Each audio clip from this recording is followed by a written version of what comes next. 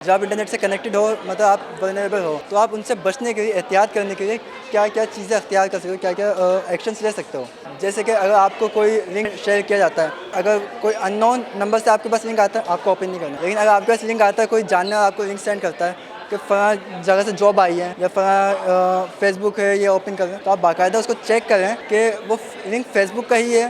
जैसे facebook.com ये एक उसका ऑफिशियल लिंक है।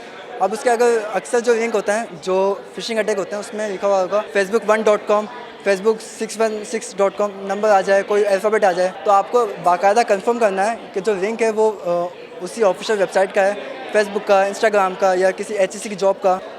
एंड आपको कोशिश करनी है जितनी भी अनऑथराइज्ड चीज़ें हैं, अनऑथराइज्ड लिंक हैं, उनको आपको एक्सेस नहीं करना।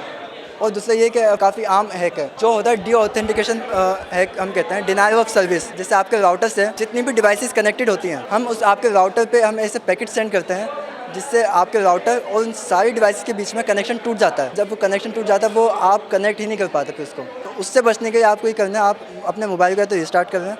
जैसे आप अपने मोबाइल को रिस्टार्ट करेंगे, उसी वक्त ये आपका डिस्कनेक्ट हो जाएगा, मतलब ये हैक आपको बन जाएगा। वो चाहे तो वापस परफॉर्म कर सकता है, बट ये है कि आप उसका कनेक्शन तोड़ दोगे। लेकिन आपको ये भी एहतियात करनी है, उसी वक्त आपको अपने वाईफाई का पासवर्ड चेंज कर लेना है, क्योंकि जब उसने ये अटैक परफॉर्म किया है, उसने आपकी हैंडशेक फाइल कैप्चर कर ली, जिस फाइल में आपका पासवर्ड होता है। इसका हम कहते हैं MITM attack, man in the middle attack. ये हम आपके राउटर के और डिवाइस के बीच में आ जाते हैं और उससे कैप्चर करते हैं। मतलब अगर कोई फाइल आपके पास जाती है, वो पहले मेरे पास आएगी, फिर आपके राउटर के पास जाएगी। तो इससे भी आपको बचना है। ये कोशिश करनी है कि आप अगर इस तरह से कोई अटैक परफॉर्म होता है, फ़ौरन आप पासवर्ड चेंज करें। कि डीप वेब क्या होता है और ये इंटरनेट का कौन सा पार्ट है? 5% जो हमारा इंटरनेट होता है, जैसे याहू, गूगल, यूट्यूब वगैरह, उसके बाद हमारे पास जो 95% जो हमारा डेटा है वो बेसिकली डीप वेब के अंदर होता है। डीप वेब बेसिकली एक क्लासिफाइड और हिडन चीज़ होती है, हिडन प्लेस है जो आप नॉर्मली आम तौर पे एक्सेस नहीं कर सकते। उसको एक्सेस करने के लिए आपको स्पेशलाइज सॉफ्टवेयर चाहिए और मेथड्स चाहिए, जिसके बाद आप उसको स्पेशलाइज डीप वेब बेसिकली जो चीज़ें रखता है उसमें शामिल है आपकी पासवर्ड्स, जो प्रोटेक्टेड पासवर्ड्स आपके होते हैं, आपकी अकाउंट की डिटेल्स, बैंक अकाउंट्स की डिटेल्स और बाकी मिलिट्री की इंफॉर्मेशन और जो डेटाबेस वगैरह होती हैं, वो सारी डीप वेब रखता है।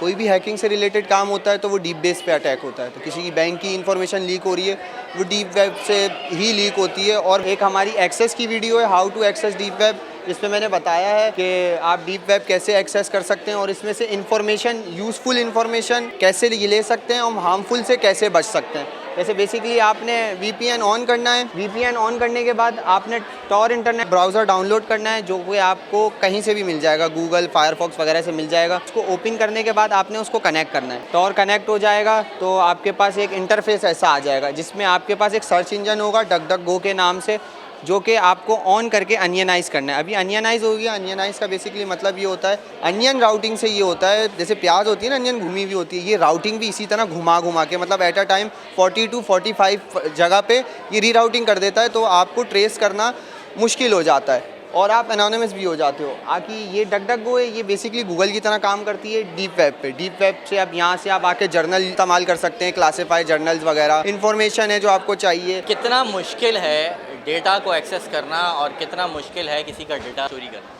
बेसिकली सबसे पहली बात ये है कि जो एक बैंक का गिवन डेटा होता है ना, कहीं किसी जगह पे होता है, वो उस सूरत में ब्रीच होता है कि बैंक से कोई गलती हो जाए, वो कोई लूप होल छोड़ दें जो हैकर यूज़ करे, जो कि आम केसेस में ऐसा नहीं होता। जो नॉर्मली लोगों का डेटा स्टोर होता है ना, वो उनकी अपनी गलती की वजह से होता है। कैसे? उनके मोबाइल में वो कुछ भी अनशन डाउनलोड कर लेते हैं, XYZ कोई सी भी लिंक खोल ली उन्होंने, सॉफ्टवेयर ऐसे ही डाउनलोड कर लिए। मेन कॉज ये होता है, आपके पास कोई लिंक किसी ने भेजी, आपने ओपन कर ली, आपको पता नहीं चला, आपके पीछे कोई ऐप डाउनलोड हो गया, आपका डेटा ट्रांसफ़र होना शुरू हो गया। बेसिक जो मेन रीज़न है डेटा ब्रीच होने का, वो ये है, आपके मोबाइल में मसला होता है। आपका मोबाइल ऑलरेडी ब्रीच होता है, आप उसमें अपनी बैंक की डिटेल्स डालते हो, वहाँ से ब्रीच होता है। जो मेन प्रोटेक्टेड साइट्स पे जो होता है बैंक का डेटा, वो इतना आसानी से एक्सेसिबली ब्रीच नहीं होता। कभी के बार कोई सिचुएशन क्रिएट होती है जो बैंक को एक छोटा मोटा लूप होल बोल देता है, हैकर उसको यूज़ करके करता है, लेकिन ये भी बहुत रेयर केसेस में होता है। आमतौर पे लोगों को पता नहीं होता कि ऐप्स कौन सी डाउनलोड करनी चाहिए, कौन सी नहीं। चेक करने का एक छोटा सा कोई फार्मूला अगर बता सकें। आप सबसे पहले कोई भी सस्पिशियस लिंक पे क्लिक ना करें, ठीक है? अगर आपको कोई ऐप डाउनलोड करनी है तो उसको किसी ट्रस्टेड जगह से करें, जैसे कि for example Google play store से डाउनलोड करें, ऐप स्टोर की ऐप स्टोर से डाउनलोड करें। अवॉइड करें कहीं से भी कोई भी फाइल डाउनलोड करना। अगर कोई आपको कोई लिंक भी भेज रहा है तो पहले ही देखें, चेक करें कि वो कौन है, आपका जानने वाला है, उसने लिंक कहाँ से ली है, तो ही क्लिक करें। ऐसे रैंडम किसी जगह पे क्लिक ना करें।